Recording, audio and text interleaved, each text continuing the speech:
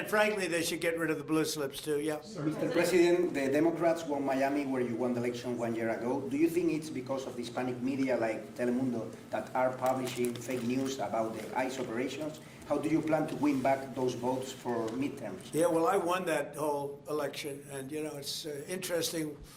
When I'm not running, we don't do as well. Yeah. And I'm going to try and get that changed for the midterms. But we did have a big win in Tennessee, as you know. Matt Van Epps had a big win in Tennessee against a very strong candidate, attractive candidate, who a lot of people thought would do very well. And Matt won by a lot.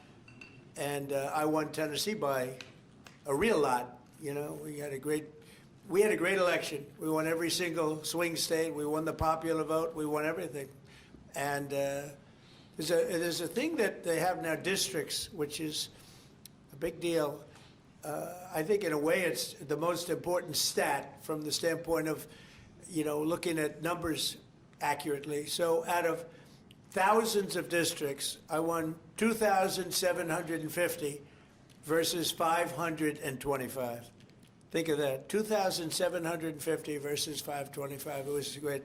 That's why the map, when you see a map of the election, it's all red, other than two little narrow lines on the other side. Please. Sir, Jimmy Lai was convicted today in Hong Kong. Do you have any reactions?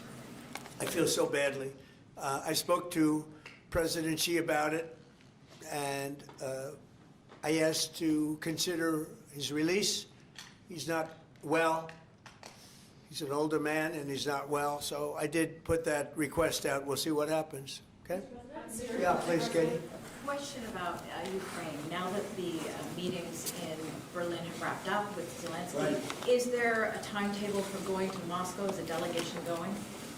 Well, I think that the delegation is largely there right now, actually. They're in Europe, and they met with those people that I called out before, the various countries, plus some others. They want to see it end, Katie. They want to see it end. They all, I want to see it end. They want to see it end. I actually think that President Putin wants to see it end.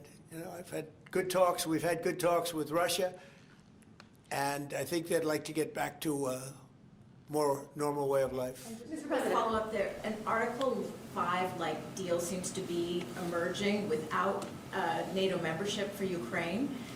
If such a security guarantee is offered, what incentive is there for Ukraine to give up any sort of territory?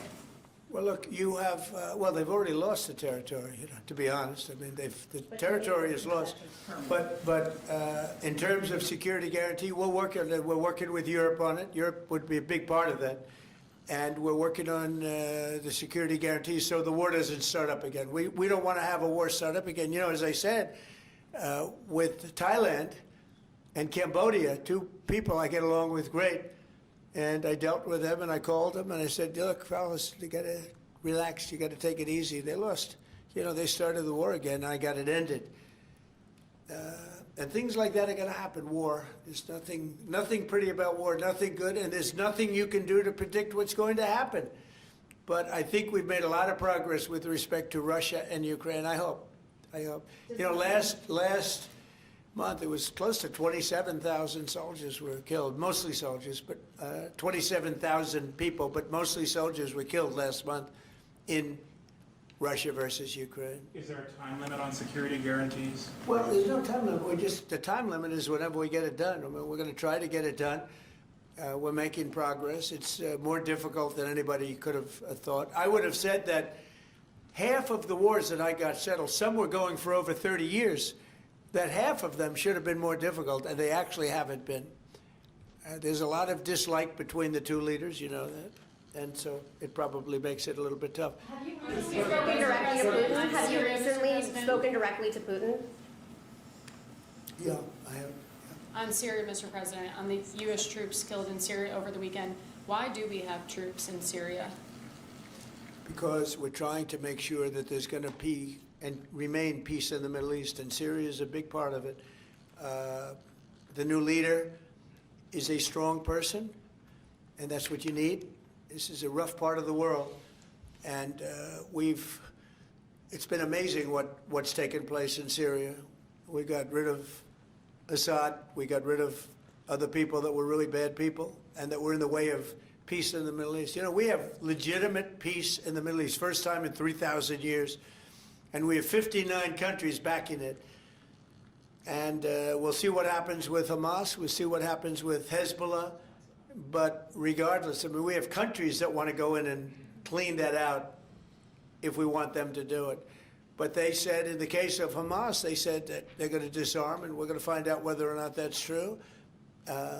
Hezbollah in Lebanon has been a problem. We'll see what happens there. But there is legitimate, large-scale peace in the Middle East. And if there weren't, we wouldn't have been able to make all of those deals that we've made with the various countries. They would have never been able to do that. If, for instance, if Iran, if we didn't, with that B-2 bomber right there on the desk, if we didn't, of which we just ordered a lot more of the newer version, totally stealth. They could not see it. They knew it was coming. They had no idea where it was. It was pretty amazing, actually.